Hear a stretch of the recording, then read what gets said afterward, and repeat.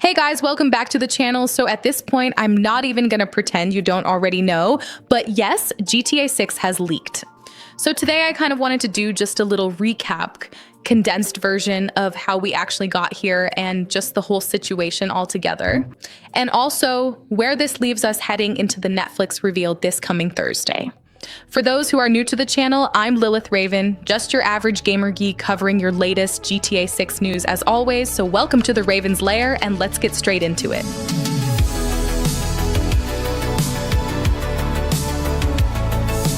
Alright, so let's move fast through this, because at this point, I'm assuming most of you already know exactly who Cyberleek is. But quick recap for anyone who needs it.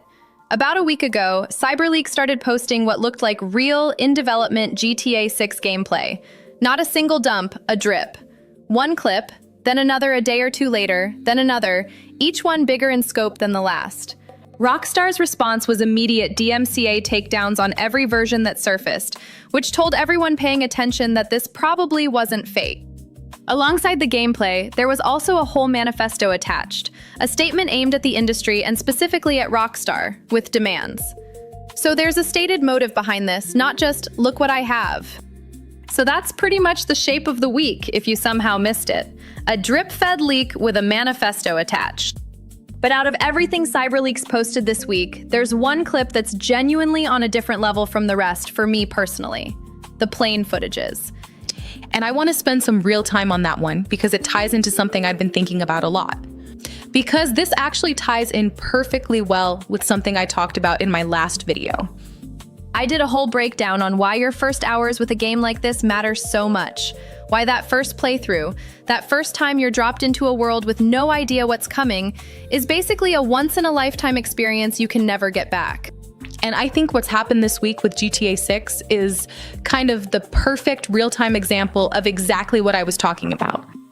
Because the leaked clips of the plane shots flying over Vice City, wide, sweeping, out over the whole area and beyond it, is what really affected me the most.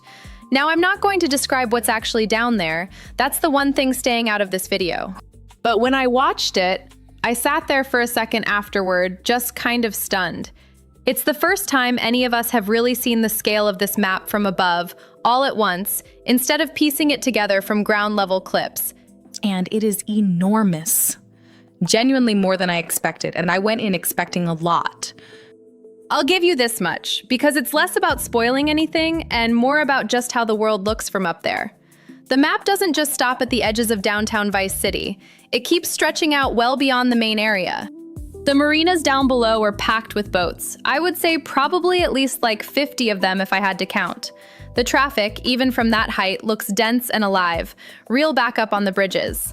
And out toward the Keys, it just keeps going. This long stretch of islands trailing off into the distance, further than I expected the plane to even show. And that's exactly where my last video comes back into my head. Because that moment, seeing the map for the first time from above, all at once, that was supposed to be a first playthrough moment. That was supposed to be something Rockstar handed me on launch day, or at the absolute earliest during their own reveal. Instead, I got it from a leaked, watermarked clip, uploaded by someone with an agenda, and so did basically everyone else who's clicked on anything GTA 6 related this week.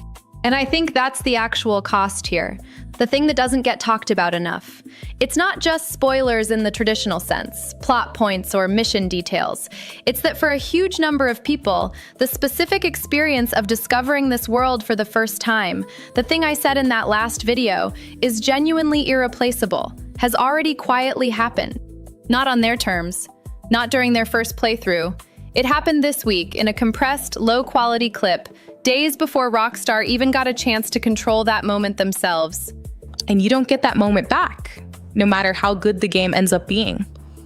And look, I have to say this too, because it's the responsible thing to say. This is very likely a build of the game that is a few years old from the research I have done and looked into. As good as those flying shots looked, this is still not the final version. Leaked footage almost never is. Performance, polish, lighting, all of it can and probably will change between now and November. So I'm not sitting here telling you the final game is guaranteed to look and feel exactly like this. But even accounting for that, what's there and what I saw is enough to make it very clear Rockstar is building something on a completely different scale than what we've seen from them before. And honestly, that's what's got me the most excited out of anything this week. Not any single detail, but the sense that we are genuinely close to one of the biggest moments in gaming history. This is a game that's been anticipated for over a decade, from a studio that basically doesn't miss, and it is finally, actually, a matter of only weeks away. I don't think I'm being dramatic when I say this release is going to be a cultural moment, not just a gaming one. And getting even this messy, unofficial, leaked before its time glimpse of it has only made me want release day to get here faster.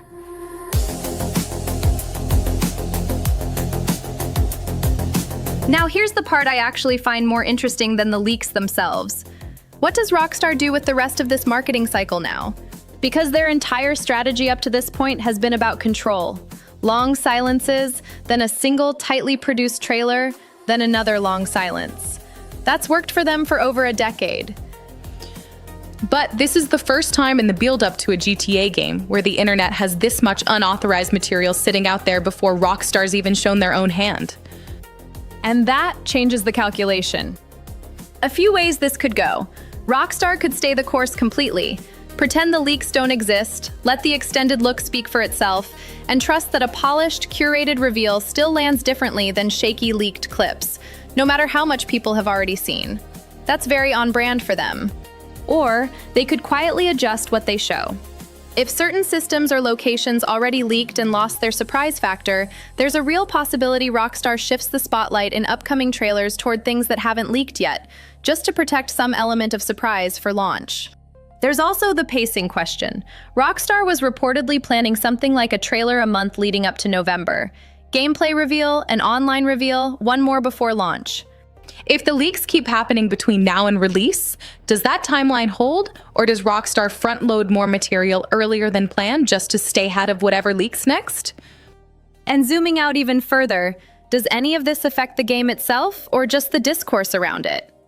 Historically, leaks like this haven't changed development timelines or launch dates, but they do change the emotional experience of launch day for a lot of people. If you've already seen chunks of it, this won't be your first look anymore. It's going to be your first time playing it. Those are different experiences, and Rockstar built this entire campaign assuming everyone's first look would be curated by them. We won't know which way this goes until we see how the 27th is actually handled, but it's worth watching for. So zooming out from those plain clips from the leaks, my honest, personal read on the whole week is a little complicated. Part of me is thrilled. Everything I've seen and read about the reaction to this footage suggests Rockstar is sitting on something special. That's exciting no matter how it reaches you. But part of me is genuinely bothered by how it reached everyone, and not just me. I've waited over a decade for this game, and so has most of this fan base. That first hour's experience I keep coming back to, the one my last video was all about. It's not just my moment that got compromised this week. It's basically everyone who clicked on a clip without meaning to. So yeah, excited and a little robbed at the same time about the exact same thing. I don't think that's a contradiction. I think that's just what it feels like to want something for over a decade and have the surprise taken out of your hands right before you were finally going to get it properly.